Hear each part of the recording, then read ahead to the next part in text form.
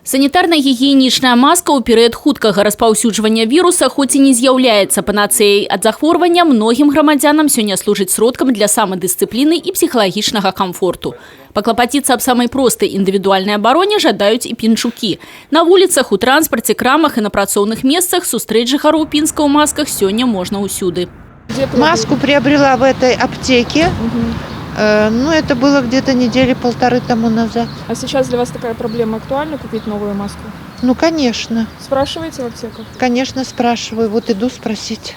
Пацікавіцца аб наяўнасці масак вырашылі і мы, зазірнуўшы ў адну з выпадковых прыватных аптэк горада. Маски есть у вас? Нету. Давно нету? На той неделе еще были. Нет, не на той, в понедельник еще были. Адпаведная сітуацыя ў аптэцы буйной дзяржаўнай сеткі. Масак няма, калі будуць, не ведаем. З дэфіцытам аднаго з самых актуальных на сёння тавараў некаторыя прадпрымальныя грамадзяне змагаюцца уласнымі сіламі. Сами пошили. Сами пошили? Да. У меня машины дома, шью всем детям и себе. А вось на дзяржаўным узроўні выйсце знайшлі ў перапрафіліраванні швейных прадпрыемстваў.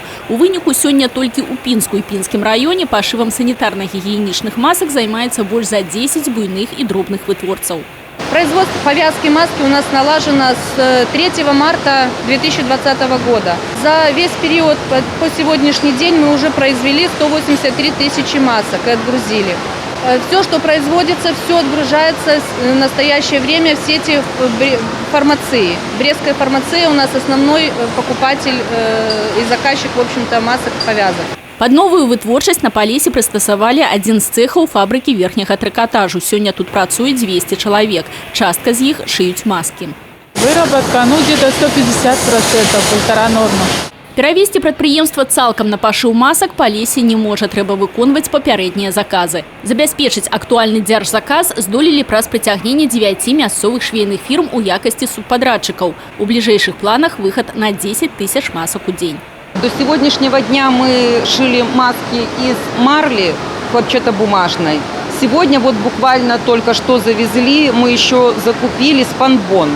Спанбон производства химволокно.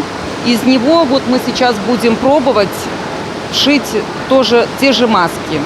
З аднаго рулона такога матэрыяла выйдзе больш за 26 тысяч масак. Яны будуць падобныя на прывычныя аднаразовыя. Прадавацца будуць у дзяржаптэках. Вядома, што брэсцкае аддзяленне прадпрыемства «Фармацыя» толькі на красавік падало заяўку на пашыў 1,5 мільёна масак для твару. Тацяна Будгусаім, Людмила Салдзіна, Александр Дьяченко, тэлерадыёкампанія «Брэст».